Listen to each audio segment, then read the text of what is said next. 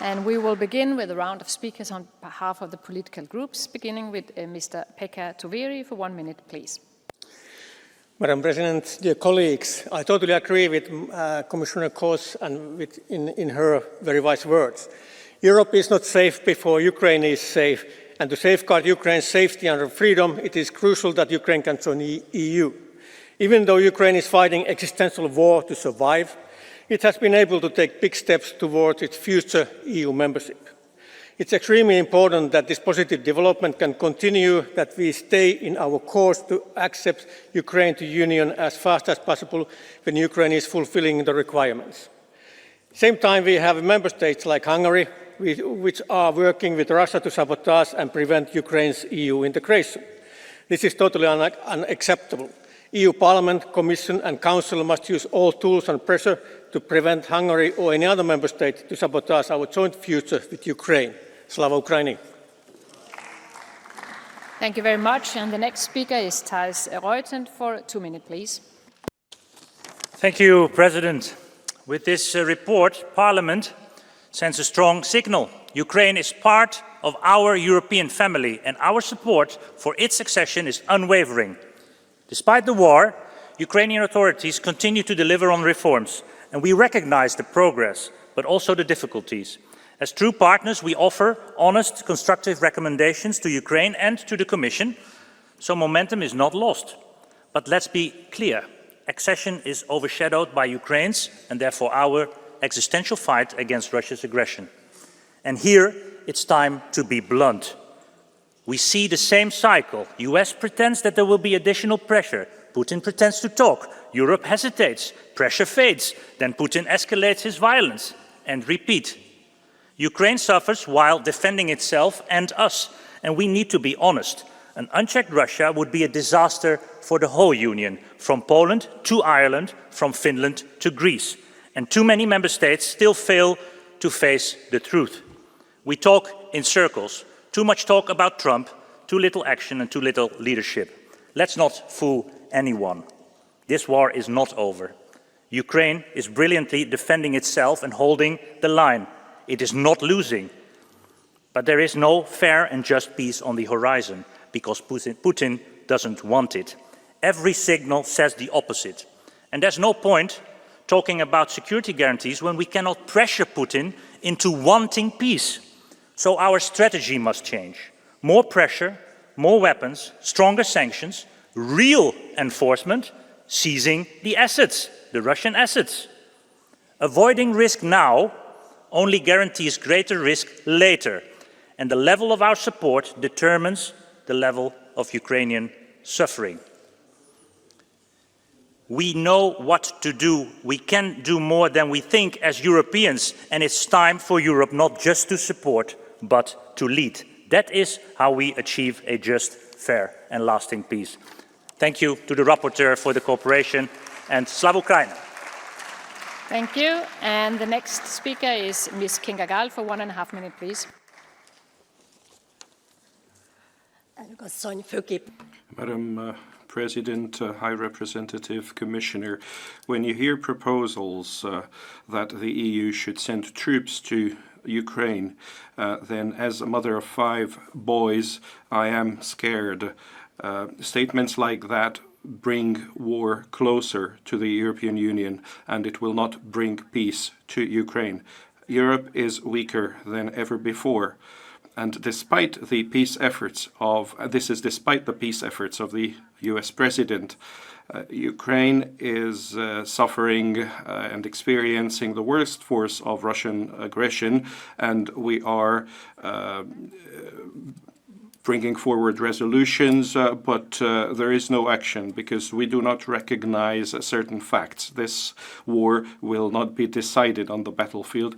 This war can only be decided in the field of diplomacy. Enlargement cannot be mixed with security and defense. The Commission is pretending that Ukraine already fulfills the criteria, and Ukraine is far from being ready. This is not an enlargement policy. This is a political mistake that will have devastating consequences. It is especially cynical towards candidate states in the Western Balkans. It is in the interest of the European Union that these decisions can only be made unanimously. No decision can be made over the head of the people, because this is about what kind of EU we bequeath to our successors, a weakened Europe or a Europe that can stand up for its own interests. If we do not face reality, frankly, there will be devastating consequences for us. Next speaker is MEP Dvorczyk for 1 minute, please. Pani Przewodnicząca, koleżanki. Madam President, colleagues, the report we're debating today is not only an analytical document, it's also proof of determination of Ukraine, where despite the ongoing Russian aggression, they've been defending themselves, but also continuing to adjust their institution and mechanism, adjusting to EU requirements. The report points to progress in fighting corruption and reforming the judiciary. But there are also challenges. The reform of state administration, local administration, better independence of judges, and support to civic society. For Poland, it's important after 2020, they started issuing permits for the exhumation of Poles killed during World War II on Ukrainian territory. It's important for our bilateral relations, but also in view of Christian values, which are the base values of Europe.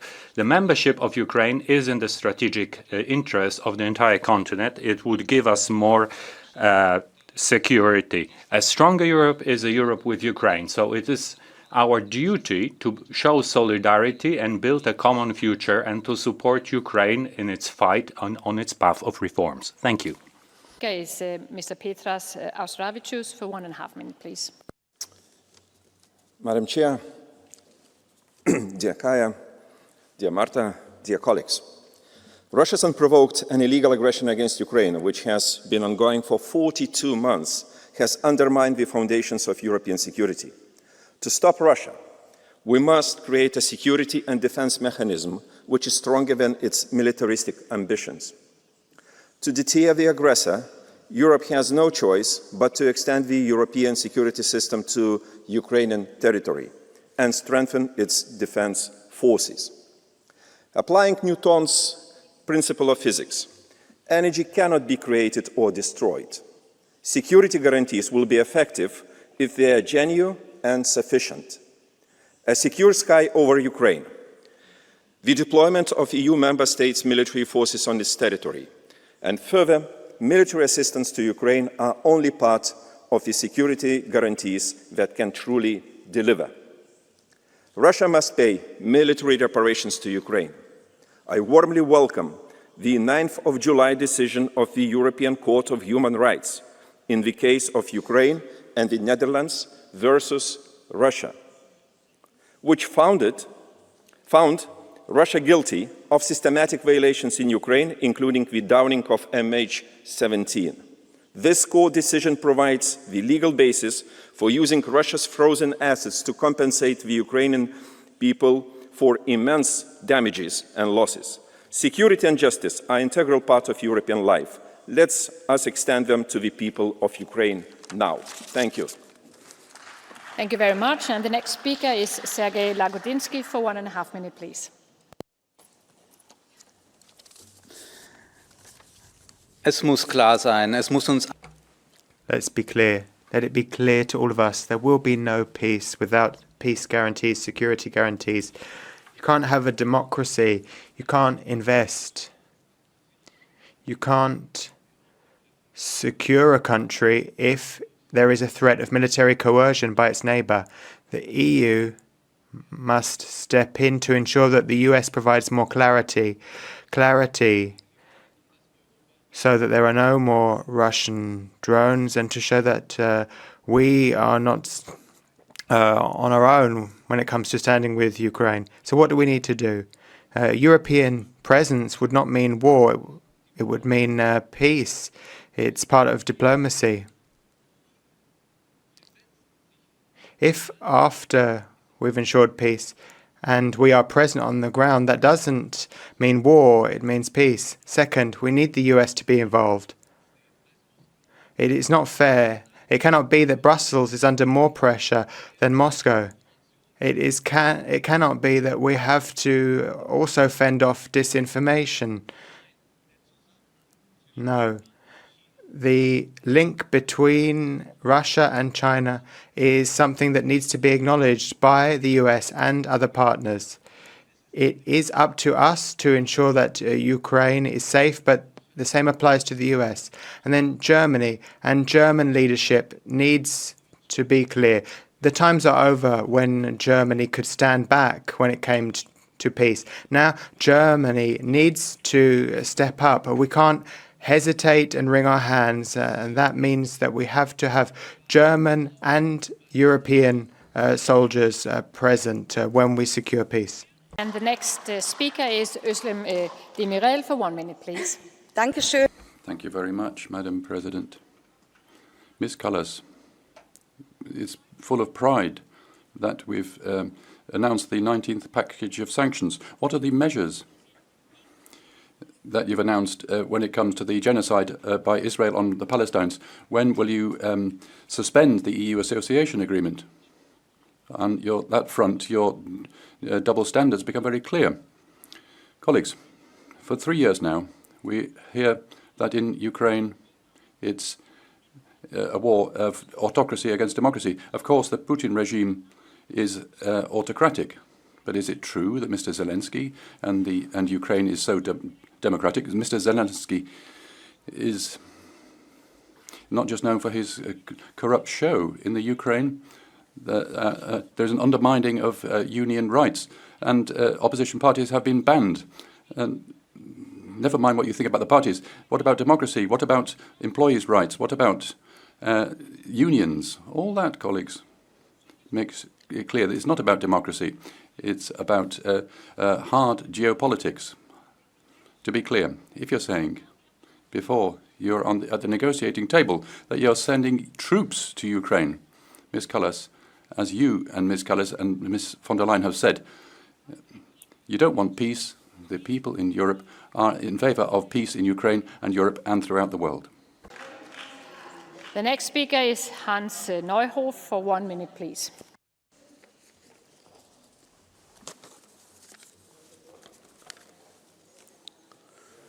Frau Vizepräsidentin. Vice President, the only real security guarantee for Ukraine would be for it to return to neutrality. The EU claims that it is striving for a ceasefire, but the EU is demanding that the EU and NATO states surveil and monitor. And this is just an incentive for Russia to occupy more Ukrainian territory. Why are you acting in these two different directions? One, we have to understand that every compromise with Russia is a geopolitical loss of face. Second, the EU leaders want to act as leaders, but they have their own motivations. Three, you are driven by a psychological mindset, which is that you're too invested to quit, you're in too deep. So, colleagues, President, wake up before everything is lost and squandered. Speakers on behalf of the political groups. From now on, I'm going to be much more strict on speaking time. We have a long debate ahead of us, and we also have a guest speaker at noon, so we have to stick to the time. However, I will open up for the blue card option as well, so if you want to say something, you can use that option. And the next speaker is Raza Yukna-Viitiene for 1 minute, please. Dear colleagues, let's be clear. Ukraine and its European future are as important to European security today as the United States was to Europe in the decades after World War II. All normal people want peace. However, peace at the expense of Ukraine and on Russia's terms could be the beginning of a major catastrophe for all of Europe. Europe needs a strategy for Ukraine if Trump's bid to end the war fails. We need an European plan to lead the fight for Ukrainian and our future. Its core is to help contain Russia and integrate Ukraine into a pan-European defense alliance. What must we do today? Provide significant greater financial support for Ukraine's defense. This is money for our own defense as well. Thank you.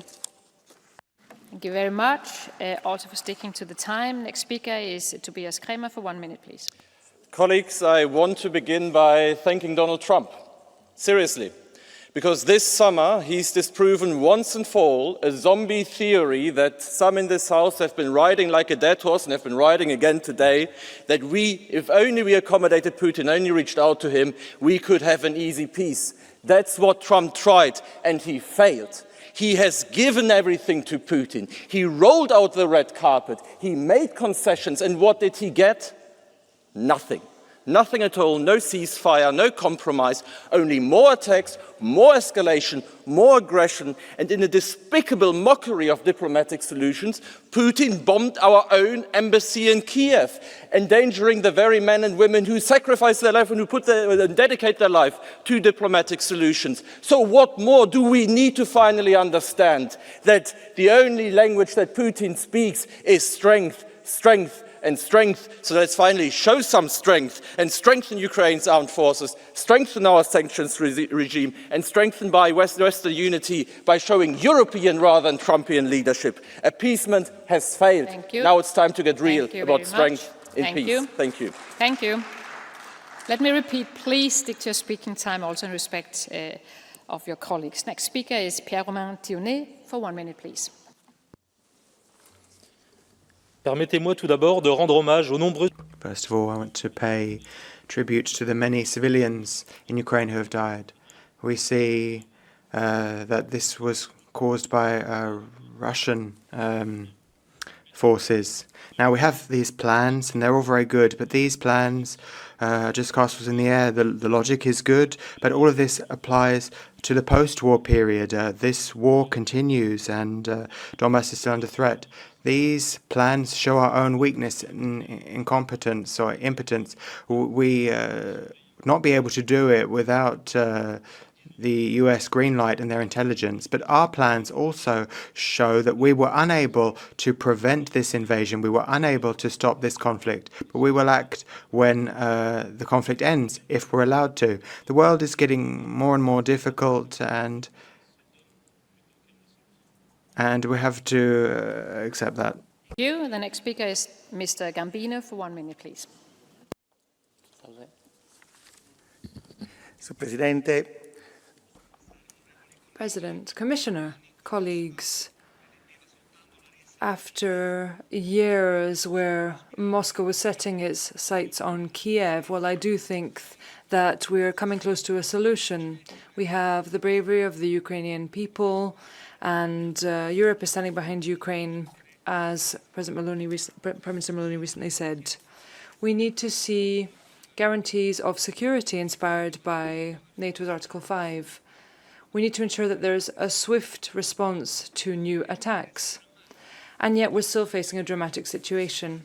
Russia has recently launched a drone barrage against Kiev, causing deaths and devastation. And in the face of that, we cannot afford to be discouraged.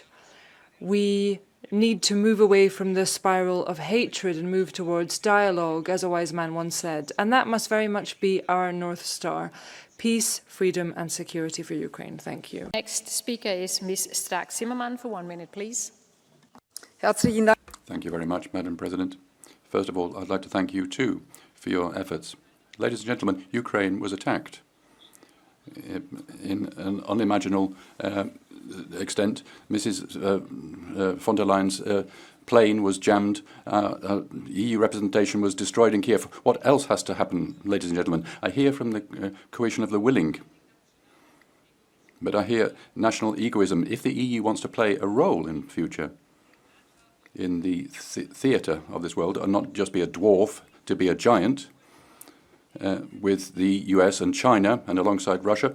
Otherwise, we have no chance. That means that we, all of us, in our home, we must go back to our nations, our regions, whether in the government or in opposition, we must make things clear. We are all responsibility for 450 million people in peace and who want to live in peace and prosperity. The EU must be present and mustn't not dodge.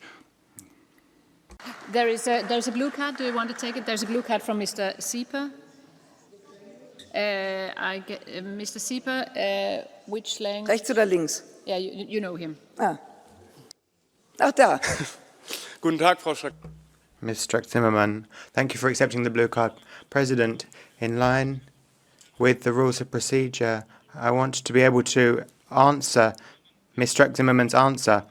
Madame, you said that we cannot go on a national path alone, and you said that we have to go back home and we must speak to our own governments, but there's a concept that only one European government has done thus far, and that is that you would allow our EU citizens to go and fight in the Ukraine as soldiers. Poland has done that. Would you agree? Should everyone, and every EU national who wants to, should they be allowed to go and fight in the Ukrainian army?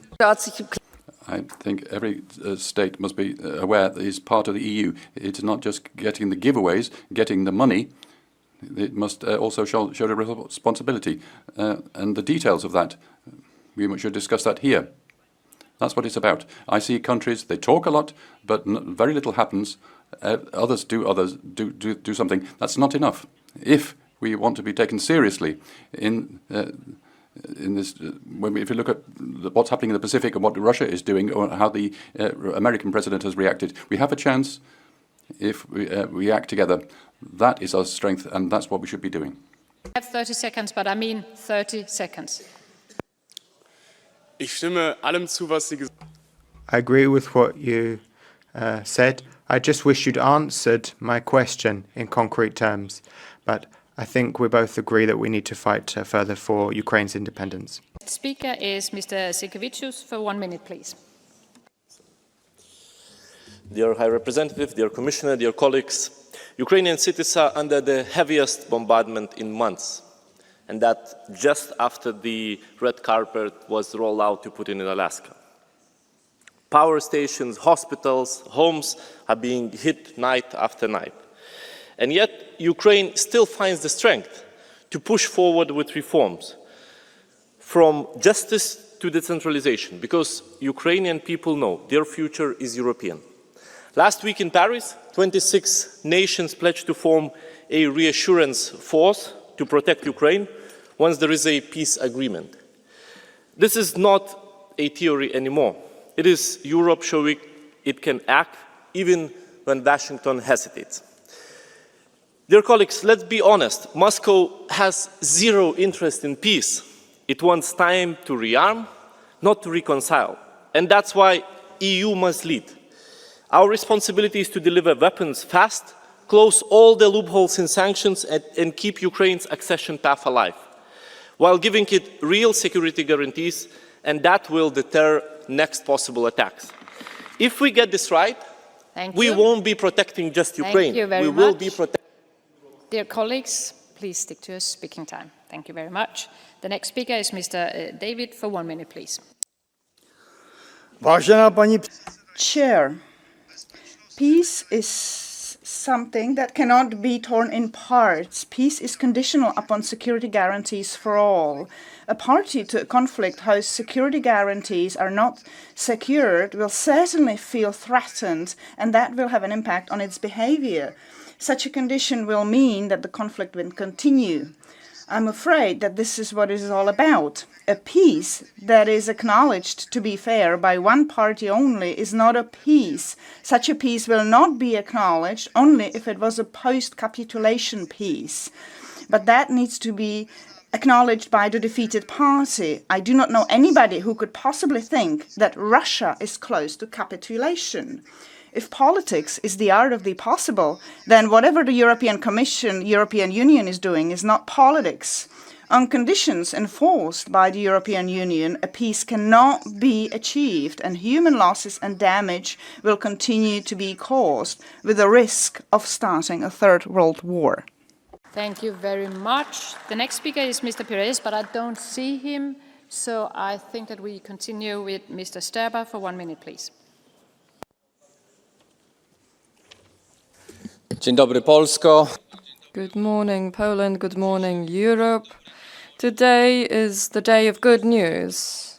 The SAFE Fund has been granted to Poland, and Poland is going to receive most funds for armament.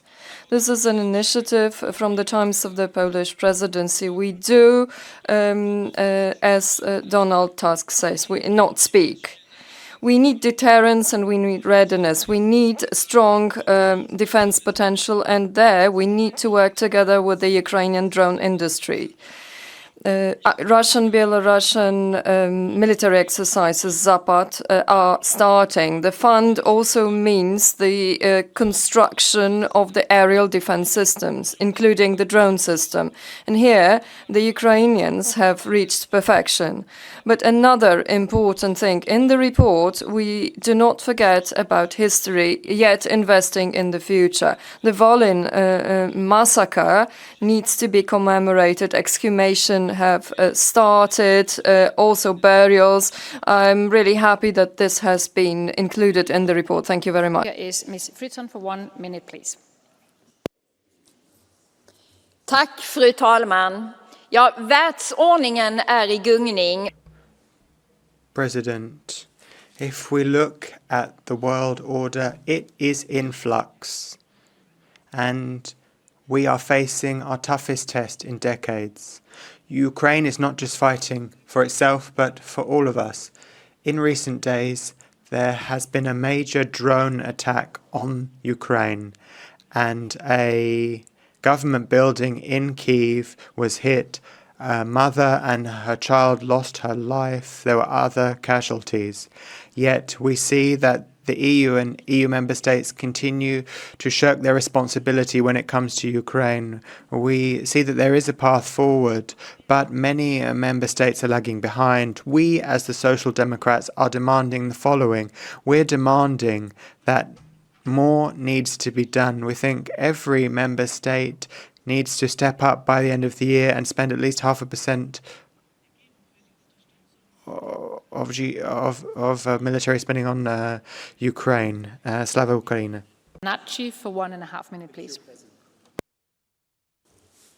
Nella mia vita non avrei.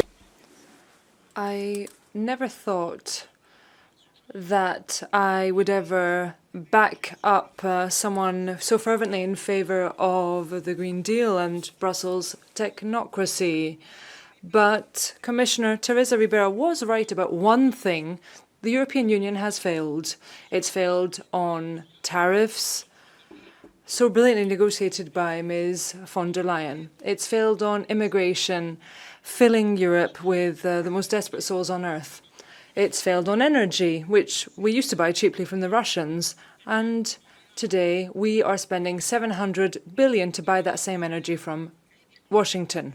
Europe has failed on weapons, which we currently buy from the United States in order to give them to Ukraine. And the EU has failed on war as well, thinking that economic sanctions would be enough, with anti-corruption declarations and a lot of propaganda. And Europe is still facing on peace, giving up on a fair peace that could be obtained quickly, and turning people's minds with the idea of a fair peace which has never existed in the history of humanity. And Europe is failing too on security guarantees. There is no guarantee without the risk of having to go to war to defend it if necessary. And I'm saying this as a firm patriot. Not one drop of Italian blood will be spilled for this war, which does not defend our country and does not defend our national interests. Thank you. Thank you. The next speaker is Mr. Bilan for 1 minute, please. Madam President, High Representative, the ECR group has always been clear there can be no long-lasting peace without justice, and no justice without Ukraine's full territorial integrity and sovereignty. and so any so-called compromise that rewards the Russian aggression will be seen as weakness and will only embolden the imperialist regime. We must stand with Ukraine, not only out of solidarity, but because their victory is paramount to European security. In light of this, I applaud newly inaugurated Polish President Nawrocki's recent success in obtaining clear security guarantees from US President Donald Trump, a powerful signal for the entire region. And I would like to thank you very much for raising the issue of genocide involved in this resolution. The Ukrainian side must finally start exhuming the murdered. Thank you very much. Thank you very much. And the next speaker is Ms. Bana for 1 minute, please. Mr. Bana, please. Sorry. Thank you, Chair. I stand before you not just as a European, but as a Romanian as well. My country shared the longest EU border with Ukraine. We are not just neighbors. We are brothers and sisters who have sheltered millions from the storms of Russian aggression. We have seen their fear in their eyes and heard the sirens firsthand. We talk of peace, and we must. But let us be clear, a peace dictated by the aggressor is not peace, it's surrender. And a just peace is not a negotiation over how much of a sovereign nation is fed to the wolves. That peace will never hold without real ironclad security guarantees. Vague promises are an invitation for future aggression. Ukraine needs more than our resolutions. It needs our resolves. So I ask you, look east for this chamber. See the courage of a people fighting for their very values we represent. History will not forgive us if we answer their sacrifice without hesitations. Let our legacy be that when tyranny challenged our continent, we did not flinch, we acted. We secured a just peace. Thank you very much. Thank you. Thank you very much. And the next speaker is Ms. Zjaczkowska-Hernik for 1 minute, please. Polska przyjęła 1 milion Ukraińców. Poland has accepted 1 million of Ukrainians fleeing war. They were provided with social benefits, access to state health security and education in Polish schools. Our aid to Ukraine is worth 3 billion euro, and we also made available to Ukraine our planes and our military vehicles. Nevertheless, this is all met with a lack of gratitude, and Ukraine does not want to condemn the murders committed by UPA during World War II on Polish population. The cult of Bandera is flourishing. On Polish streets, we can see tens of Ukrainian young men who, instead of standing up for their country, are just partying around. And at the same time, we need to confront the competition of Ukrainian carriers. So it is high time to show how Ukraine responds ungratefully to our dedication. So no against Ukraine.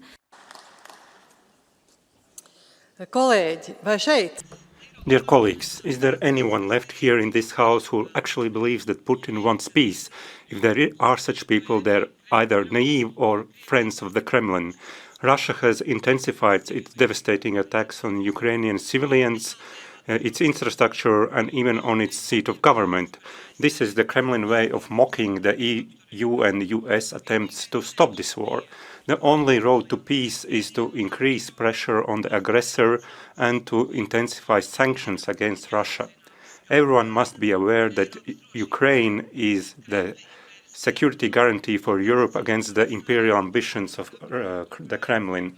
Therefore, it's very important to continue arming Ukraine, to make sure that Ukraine has access to a strong, robust, modern, well-trained and well-equipped army and a well-developed military industry. And the main thing, we must provide the maximum available support to Ukrainian integration into Europe, and we must start accession talks.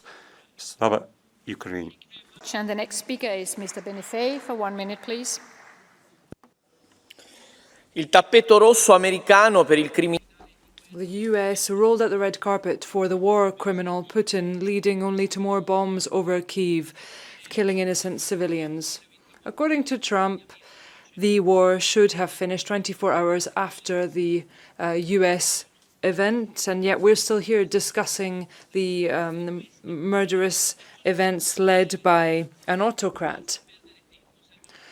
We've wasted enough time. We need to see a tangible step forward in using frozen Russian assets to support Ukraine and to ensure that those who pay are those who caused all of this.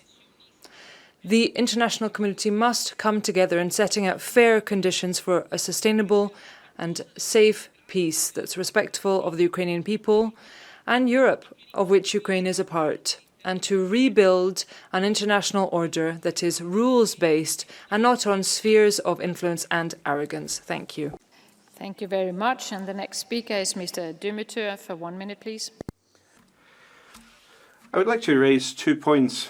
First of all, we would like to ask that when you work on your Ukraine policy, you finally take the economic consequences into account. Europe has spent 169 billion euros on the war so far, and the new 7-year budget would add another 100 billion, including indirect expenditure. Up to 20% of the budget could go to Ukraine. So this debate is not just about Ukraine. If the European economy stagnates, these funds will have to be taken from elsewhere. That is why you want to cut cohesion funds and agriculture. It is not possible to help Ukraine if the European economy collapses in the meantime. And one more thing, I'd like to ask the High Representative not to remain silent if Ukraine bombs energy infrastructure that is critical to individual member states, especially if the Ukrainian president admits that they bombed the pipeline deliberately for the purpose of exerting pressure. That is what happened to the Druzhba oil pipeline. So all we're asking is that the flags of member states be flown alongside the flag of Ukraine. Next for 1 minute, please.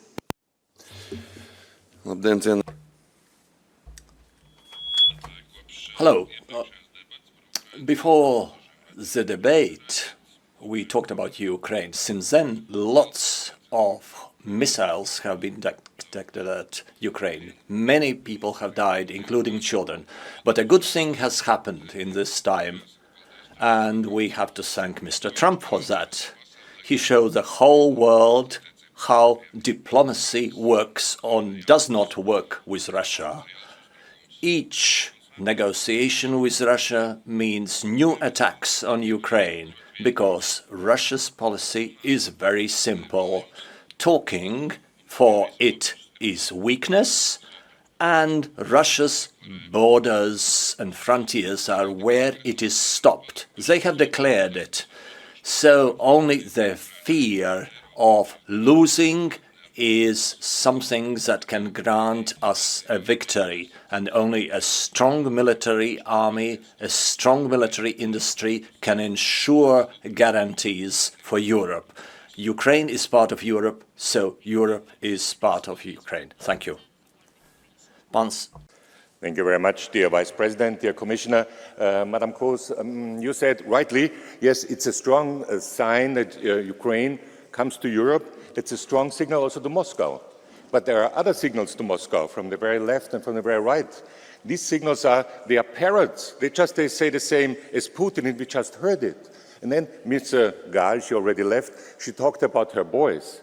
But you know, when Putin kills children, she shrugs her shoulders. She doesn't care. You know, think about the children in Ukraine. They can't go to school.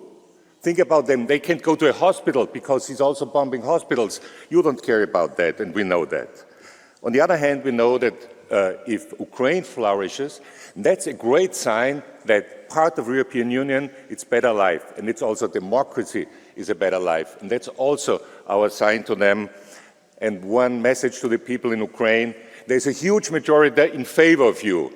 Don't listen to those extremists. There's a huge majority for you, and we will fight for you. We will work for you. Let's work together for a better Europe. Thank you very much.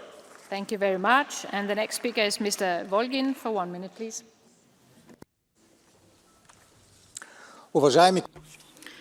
Esteemed colleagues, there are several key topics on which supporters of Ukraine's swift accession to the European Union have not said a word. Firstly, the endemic corruption, which Ukrainians themselves say is the biggest problem in the country other than the war. Recently, President Zelensky attempted to gain control over the two main anti-corruption bodies, whereby those bodies would have been made powerless. Secondly, no one talks about the persecution against the clergymen of the Ukrainian Orthodox Church. Without any evidence, they are wrongly accused of being Russian spies and are persecuted, detained, and convicted. Thirdly, European institutions are deafeningly silent about the forceful recruitment of young people on the streets and the bus stops of Ukrainian cities so that they can be deployed at the front line, often without any substantial training. Fourthly, there are no discussions at all about the issue of subsidy loss for many farmers in the EU member states, because those subsidies will go to their Ukrainian counterparts when the Ukraine joins the European Union. Silence does not solve those problems. On the contrary, it aggravates them. Thank you. And the next speaker is Mr. Pasquale de la Parte for 1 minute, please. Thank you, Madam Chair. Good morning, High Commissioner. Congratulations to the rapporteur on the report on Ukraine. I think that it's due time for the European Union to cobble together a comprehensive initiative of peace for Ukraine. During the summer, we have been attending a lot of meetings and encounters in Alaska, in Washington, but I think that the people, our public opinion outside, need to have clear idea what the European Union stands for Ukraine. We have to put together, to cobble together an integral, comprehensive peace plans together with our Ukrainian friends. The main idea is that Russia cannot win this war. We have to support our Ukrainian friends not to defend themselves, but to win the war, which is something quite different. And for that, we have to promise them a quick integration in the European Union. We have to strengthen and reinforce the armed forces and to integrate the army in our European defense infrastructure. Only with these clear messages we can set up a clear deterrence against Putin. Thank you very much. Thank you very much. And the next speaker is Vice President Javi Lopez for 1 minute, please.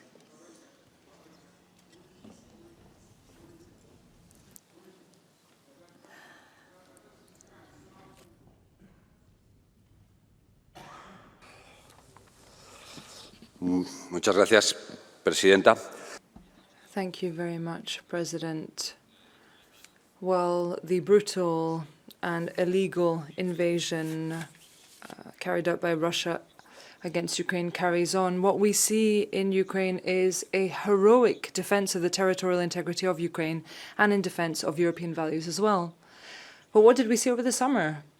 Well, we saw how Putin had been rehabilitated on the world stage with a red carpet.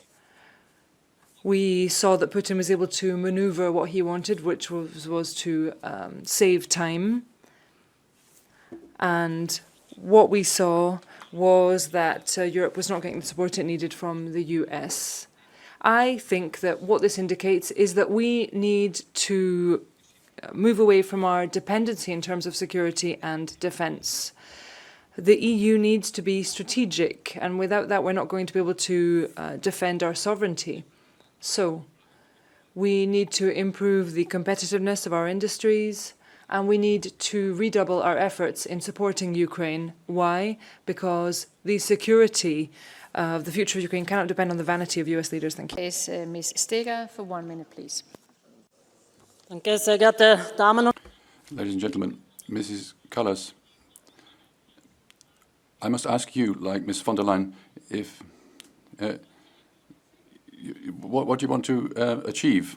Do you want to draw Europe into the war? Is that your goal? You want you talk about 10,000 of people for so-called peace troops. You talk about troops on the ground, which weren't seen as a provocation by Russia. The German defense minister or US Trump don't want to know anything about that. Your so-called peace troops as real as the Russian attack on GPS systems of Ms. von der Leyen's plane. And fake news. You talk about customs negotiations, and now you're sitting in Russia, in Washington, when the serious negotiations are taking place. Do you know what message you're giving, Ms. von der Leyen, like you, Ms. Kallas, in future? And I can tell you now, when it comes to talks or peace negotiations, you'll be left out Why? Nobody takes you seriously, and that's because of your politics. The speaker is Mr. Vondra for 1 minute, please. Ladies and gentlemen, effort to draw Vladimir Putin to the negotiation table led nowhere. Our experience proves that Russia understands only one language, and that is of power, not the nice talks which we have here. Therefore, we must follow two goals at the same time. Firstly, arming Ukraine and rearming ourselves. With the EU machinery, any project can become a bureaucratic nightmare. We must make the development, production and distribution of weaponry in the EU as simple as possible. Don't forget, our enemy is not environmental considerate. And secondly, keep the relations with the US. Gigantic fines of Google will not improve our relationship. In this sense, a pragmatic Maroš Šefčovič is doing more sensible work than the ideologue Teresa Ribera. Thank you. Thank you. The next speaker is Ms. Woutmans for 1 minute, please. Good morning, dear colleagues. It's very good that there is a coalition of the willing who want to provide Ukraine with security guarantees. But let's not get ahead of ourselves. Europe has increased its military help for Ukraine, but it's far from enough. Last week, we all saw it. Russia launched one of its deadliest attacks on Ukraine. The Russian economy is not collapsing as predicted. Our sanctions, colleagues, don't bite. Don't bite hard enough. We are now on our 19th sanction package. We are slow, the implementation remains weak, and we lack a central authority for the enforcement. We are also, and we know that, the Commission knows it, Kaja knows it, we are too soft for third countries and for companies who still supply Russia with chips and other precision tools that allows them to build strategic weapons. So please, colleagues, let us strengthen Ukraine to the point where they can win the peace. And to Commissioner Kos, I really want to say I appreciate your efforts for the enlargement, but I didn't hear anything on the reform of Europe. So please don't. Thank you very much. The next speaker is Ms. Wisela Lima for 1 minute, please.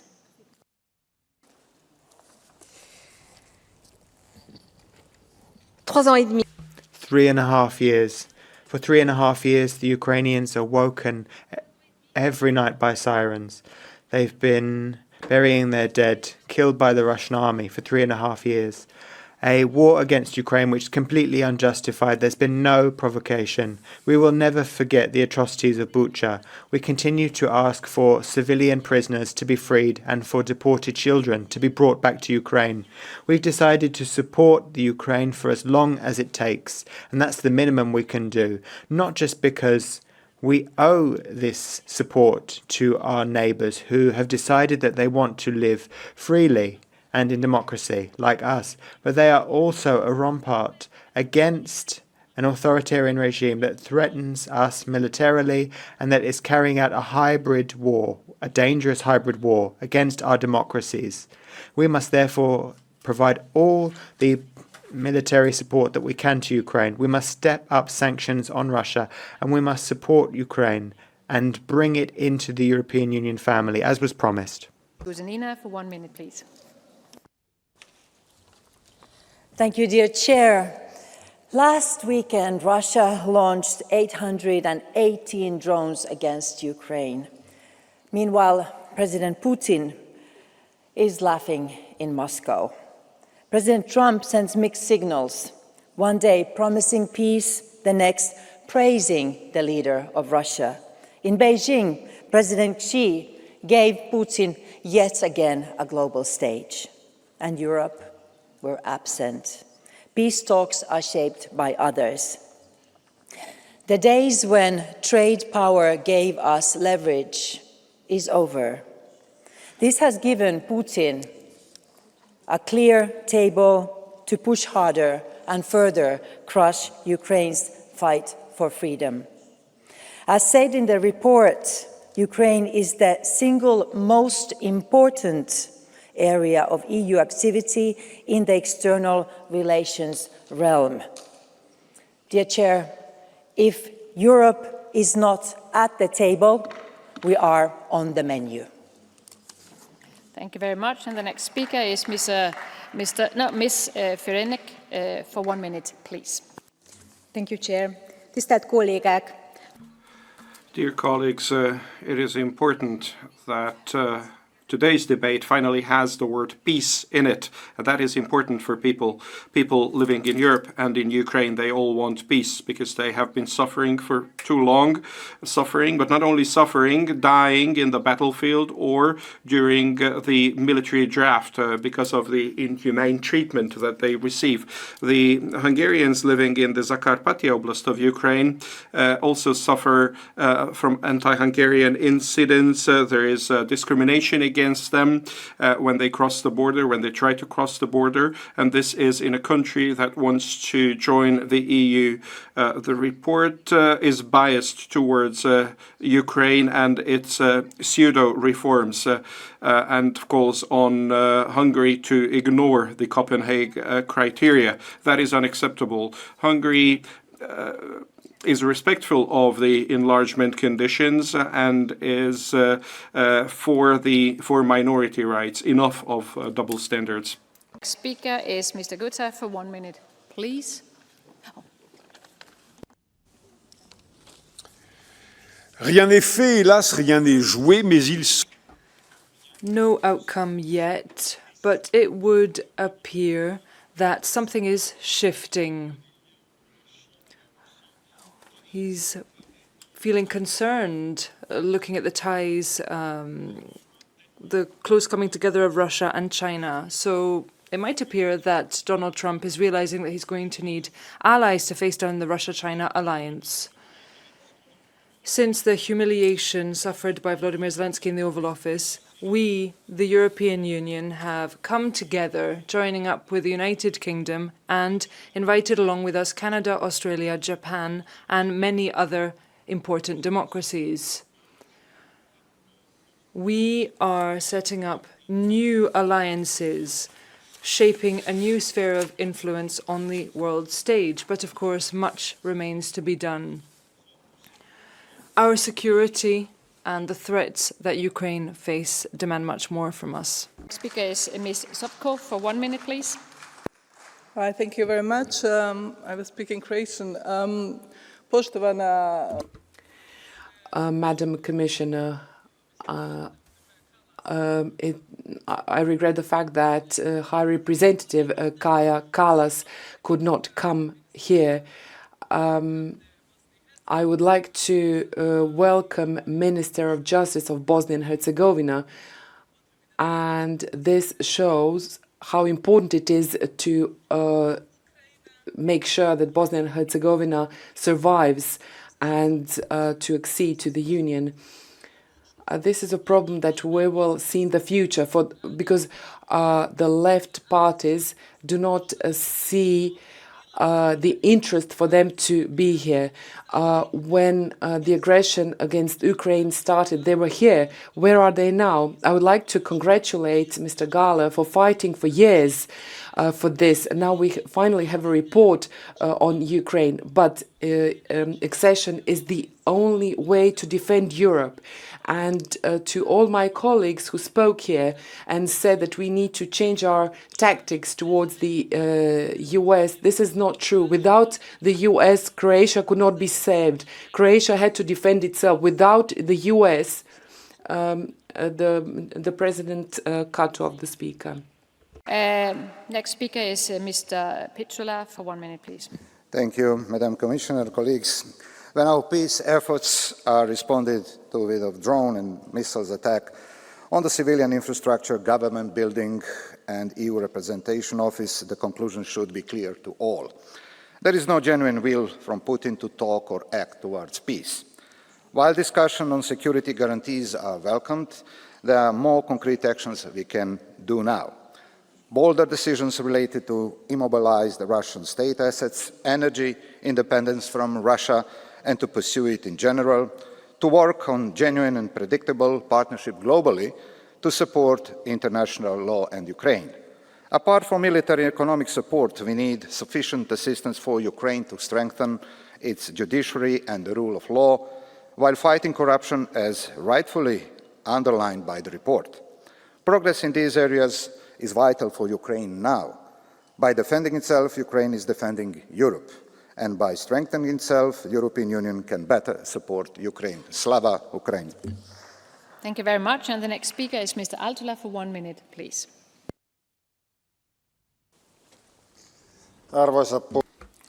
Madam President, Commissioner,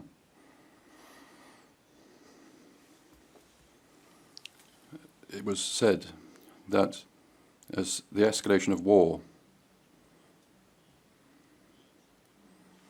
and depicts the rise of a power, and when Russia sees us, he sees the fear in us, he sees a divided West, and he threatens. Yesterday, Risha, the deputy head of the Russian Security Council, threatened Finland with war. This is not play. We are close to a lost war in Europe. We have to mobilize the history of Europe. We've seen coalitions. We've seen the Great Northern War and others. It's important in this mobilization, for once, we take steps in time and succeed. And the next speaker is Mr. Salini for 1 minute, please. Grazie, Presidente. Thank you, President. Some analysts have used an effective metaphor to describe the conflict between Ukraine and Russia. They have talked about a specific type of game. As far as Russia is concerned, a war economy is quite useful. So it's up to us to slow down, or rather to speed up the time that we're seeing in this conflict. We've got the sanctions that we have applied up until now, and then there's the matter of Ukraine's take on this game. What appears to be happening is that time is slowing down for Ukraine in terms of the action that it can implement. Both Ukraine's defense, Russia's attacks, well, all of that is just a proxy for Russia to attack Europe. Please. Dear colleagues, once again, we need to stress that it's been Putin who has started this war of aggression against Ukraine, and it's Putin who doesn't want to end it. The attacks on Kyiv, including the government's building and the EU delegation, are the clearest reminder. The fact that Putin fiercely opposes the deployment of Western peacekeeping forces, even after a deal is reached, shows to everyone that his intention is not to stop, but to carry out his plan of total submission of Ukraine into the so-called Russian world. And for that, obviously, he has the support of China, since Beijing wants a multipolar world based on spheres of influence dominated by regional hegemons. The initial attempt of the Trump administration to distance Moscow from Beijing has not borne fruits, and we should now continue to work with Washington on a careful design of secondary sanctions. Finally, it is imperative for Kyiv to avoid any backpedaling on European values and standards, and for us in Europe, it's imperative to unblock the EU accession negotiations with Ukraine. Thank you. Thank you very much. And the next speaker is Mr. Tonin for 1 minute, please. Madam President, to commissioners, dear colleagues, it seems that we are waiting for the war in Ukraine to end on its own, or for President Trump or the Pope to bring it to an end. None of this has happened. The war will end when Putin realizes that he has nothing to gain on the battlefield. That is the reason for our unwavering support for Ukraine. Our support for Ukraine is the path towards peace. History teaches us a clear lesson. An aggressor does not stop by choice, but only when confronted with limits. The unity of this House is more important today than ever. Europe is stronger when we stand together. Our response must be clear. Putin will not stop on his own. Only together we can stop it. Thank you. The next speaker is Mr. Maisiulis for 1 minute, please. Dėkoju, pirmininkė. Thank you, Madam President. Not a single moment I believed in the goodwill of the aggressor and their willingness for peace. Never. We have to arm Ukraine, we have to rearm ourselves, and we need to apply the most advanced technologies to fight this hybrid war. The sanctions method should have given fruit earlier, and we need to move on with the accession negotiations as fast as possible. We see that 6,000 drones are being used to attack Ukraine, and we need to understand that we do not try to engage in warmongering, but we need to fight against this aggression, and we need to remain just. Slava Ukraini. And finally, Mr. Perez for 1 minute, please. Thank you, President. I don't normally take the floor on debates like this. It's difficult for me to listen to the opinion of so many people. You know, can we be sincere for once? Can we say we don't really care about what's happening in Ukraine? We don't really care. What about the 5,000 Christians killed in Africa in the war there? We need to talk about the fact that we are puppets. We are puppets of powers outside of Europe. We are mere puppets. And that is the truth we have to face up to. You know, the US going to send troops to Europe, warheads in Europe? Let's just look at it. We are slaves. We are slaves to the US. We don't dare to criticize the US. Let's just point out that truth. Let's be sincere. Why don't we just be clear for once?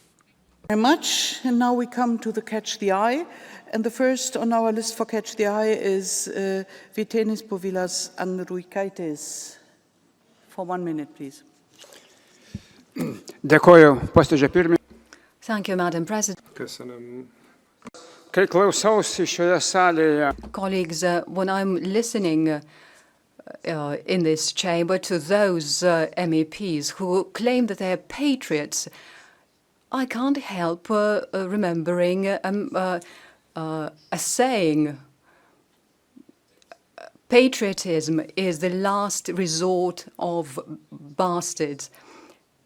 Don't you understand the meaning of that saying? And the French patriots perhaps could look at their history and perhaps ask themselves, shouldn't you learn from your peace agreement with Hitler? The answer is clear. Today, this year we're marking the 50th anniversary of the Helsinki Act, which set out territorial integrity as a very important principle. We have to overcome Putin. That's the only way. Thank you. Speaker is Reinier van Landschot. Thank you. While Trump rolled out the red carpet for Putin in Alaska, the largest airstrike on Ukrainian civilians happened. It seems that the more we talk about peace, the more aggressive Putin becomes. The more the US bows, the more bombs he throws. And the more we are paralyzed, the more he prolongs this war. We want this war to end as soon as possible and to prevent it from ever restarting. So make sure that Putin realizes that he will not gain anything. Conversations about security guarantees are good, but should never become a substitute for making Ukraine win. And the coalition of the willing should never become a substitute for building a true European defence union. Thank you. The next speaker is Siegbert Dröse. Madam President, thank you very much. The High Representative comes to this debate 10 minutes late. This is not honouring this Parliament. Ms. Kallas is saying a lot of nonsense. The only right thing, she says, the war can't be won. The Ukraine can't win this war. Why Kallas doesn't say how the corrupt regime in Ukraine is attacking our infrastructure? If the rapporteur, Gala, CDU, talked about the final victory of Russia, that seems to come deeply from his conscience.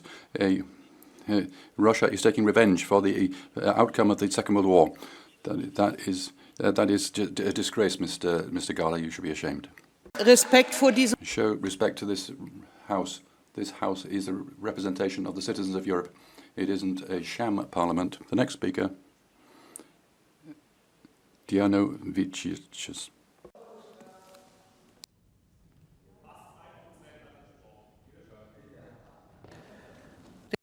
Diana Zjaczkowska-Hernik.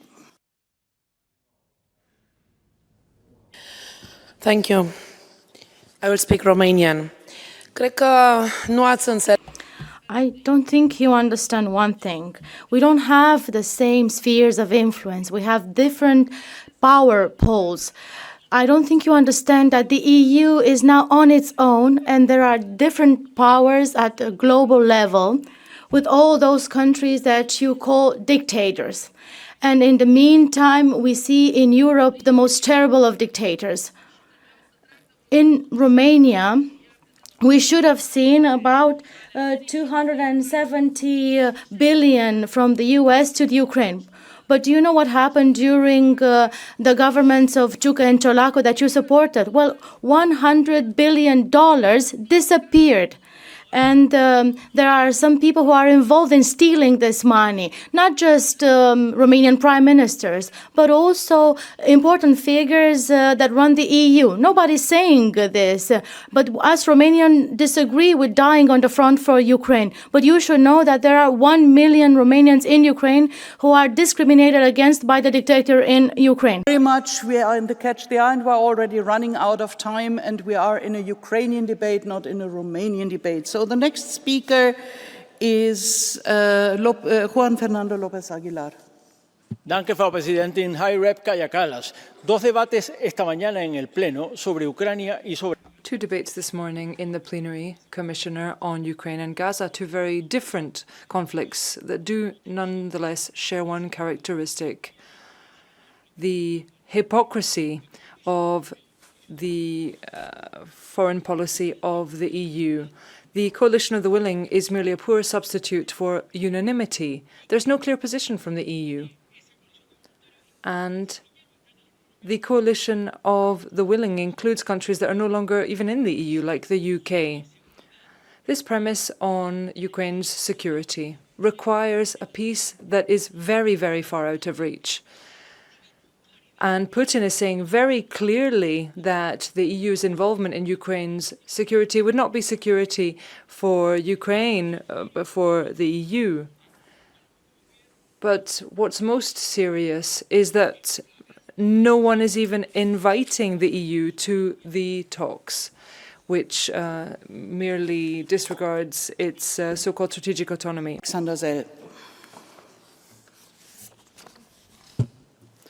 169 Milliarden Euro.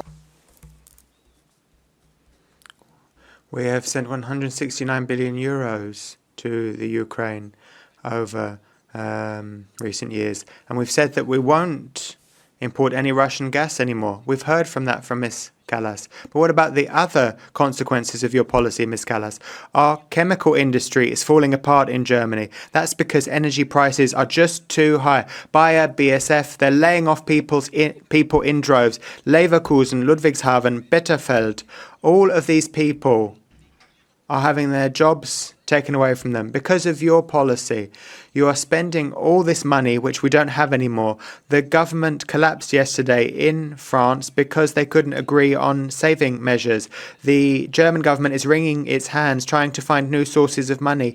The German chancellor is saying that the German people have to work longer, more, until they're 70. That's what Friedrich Merz is saying.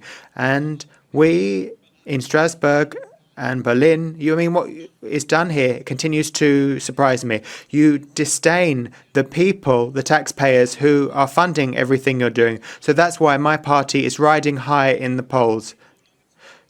This can't